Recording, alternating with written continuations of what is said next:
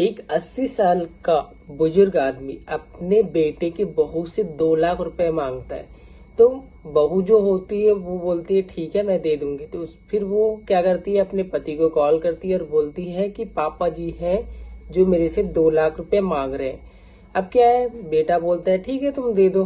फिर देने के बाद क्या होता है कि फिर कुछ दिन बीतने के बाद फिर से जो 80 साल का बुजुर्ग होता है वो अपने बेटे से 5 लाख रुपए का डिमांड करता है। तो फिर उसका बेटा बोलता है कि पापा आपने अभी मेरे बीवी से 2 लाख रुपए लिए हैं और आपके पास इतने ज्यादा पैसे हैं, फिर भी आपको पैसे की क्या जरूरत है। फिर वहां पे वो बुजुर्ग आदमी जो है वो भड़क जाता है और बोलता है कि बचपन से लेके अभी तक मैंने तुम्हारे ऊपर करोड़ों रुपए खर्च किए, क्या मैंने कभी पूछा कि पैसे कहाँ लग रहे हैं कहाँ नहीं लग रहे हैं। तो फिर उसका बेटा बोलता है कि घबराइए मत पापा जी, मैं आपको अभी 5 लाख रुपए तुरंत दे रहा हूँ। फिर जो बेटा होता है वो 5 लाख रुपए दे देता है। फिर वो देने के बाद सोचने पे मजबूर हो जाते हैं कि पापा के पास इतने ज्यादा पैसे प्रॉपर्टी है, फिर भी इनको इतना ज्यादा पैसे की क्या जरूरत है। फिर उसका बेटा जो होता है वो जांच पड़ताल शुरू करता है और जांच पड़ताल शुरू करता है तो जब उसका स्टेटमेंट देखता है, बैंक स्टेटमेंट, तो पता चलता है कि वो 74 दिनों के अंदर क्या किया हुआ है, वो 8 करोड़ 74 लाख रुपए ट्रांसफर कर चुका होता है। और जब वो देखता है तो उसके पैरों तले जमीन खिसक जाती है उसके बेटे के। और वो बेटा जब अपने पापा को बताता है कि तुम्हारे साथ घोटाला हुआ है, फिर उसके बाद उनको एक बीमारी उत्पन्न हो जाती है। फिर उनको हॉस्पिटल में एडमिट कराया जाता है और वहां उनका इलाज जारी है जी। तो आइए इस घटना और कहानी को डिटेल में जानते हैं। तो सबसे पहले चैनल पे नए हो तो सब्सक्राइब कर लीजिए एंड आप वीडियो कहाँ से विजिट कर रहे हो तो अपना प्यारा नेम अपना कमेंट बॉक्स में जरूर बताइए। बाकी मेरा नाम हेमंत है। तो आइए इस घटना को डिटेल में जानते हैं, तो वीडियो में बने रहिए। ये कहानी और घटना है मुंबई राज्य में, महाराष्ट्र के मुंबई से है, जहां एक 80 साल का बुजुर्ग रहता था जिसका एक बिजनेस था। उसकी बीवी थी, उसका डेथ हो चुका था और बेटा और बहू थे। अच्छी खासी लाइफ सेटल थी और सेटल के साथ ही उसका बेटा बिजनेस को कवर करने लगा था। तो अब वो फ्री टाइम के हिसाब से अपना जीवन यापन कर रहा होता है। पैसे की कोई कमी नहीं थी।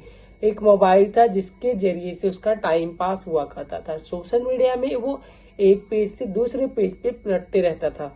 अचानक क्या होता है, एक दिन वह एक लड़की को फ्रेंड रिक्वेस्ट भेजता है सोशल मीडिया में, जिसका नाम होता है शराबी। क्या नाम होता है उसका? शराबी। उसको फ्रेंड रिक्वेस्ट भेजा जाता है लेकिन वहां से रिप्लाई नहीं आता है।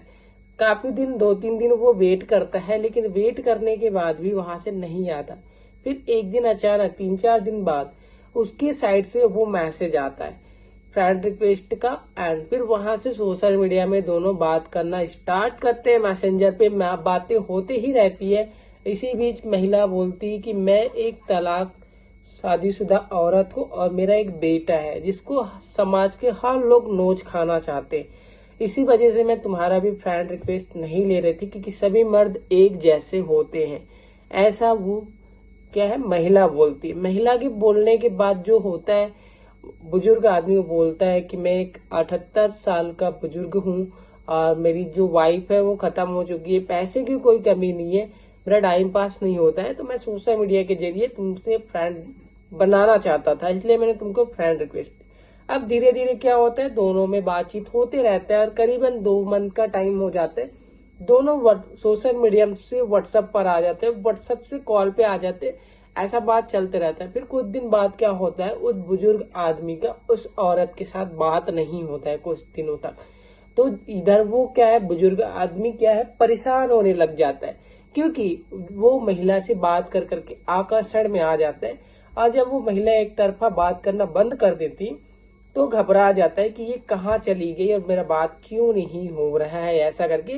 फिर क्या है, 2-3 दिन बाद फिर से मैसेज कॉल वगैरह आता है तो बोलता है कि कहाँ चली गई थी और तुम्हारा फोन भी क्यों नहीं लग रहा था। तो फिर वो बताती कि मेरे बेटे का तबीयत खराब है, इस वजह से मैं हॉस्पिटल में थी और इलाज के लिए उतने ज्यादा पैसे नहीं है, जिसके कारण उसका अच्छा सा इलाज नहीं हो रहा है।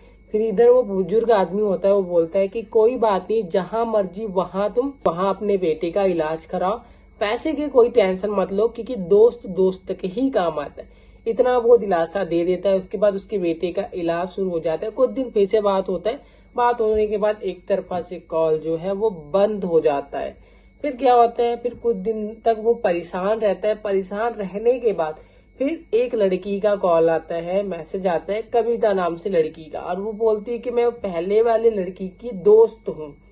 ऐसा करके फिर वो बोलती है। फिर बातचीत स्टार्ट होता है।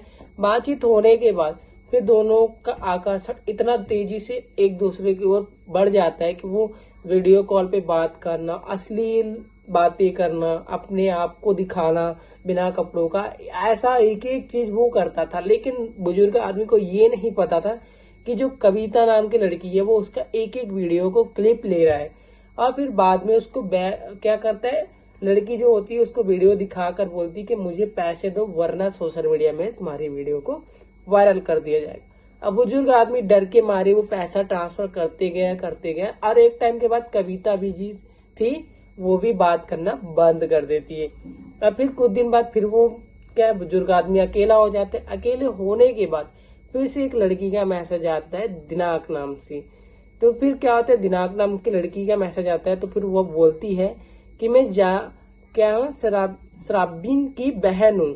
तो फिर वहां से फिर बातचीत स्टार्ट होता है। तो दिनांक बोलती है कि मेरी बहन की तबीयत बहुत खराब है, उसका बेटा तो ठीक हो गया, लेकिन जो मेरी बहन है उसका तबीयत बहुत खराब है, और आपके पास अगर पैसे होंगे तो आप उसके इलाज के लिए पैसे भेज दीजिए, ये दिनांक कहती है। तो बुजुर्ग आदमी तुरंत, क्या दोस्ती हुआ था, 3 मंथ तक बात हुआ था, तो अच्छी खासी दोस्ती हो चुकी थी, तो इस कारण वो तुरंत पैसे ट्रांसफर कर देते हैं। फिर कुछ दिन बाद दिनांक बोलती है कि बहन तो नहीं रही, इसका डेथ हो गया, और फोटो वगैरह भेज देते हैं, जिससे बुजुर्ग आदमी को पता चले कि हाँ रियल में ये इसका डेथ हो चुका है।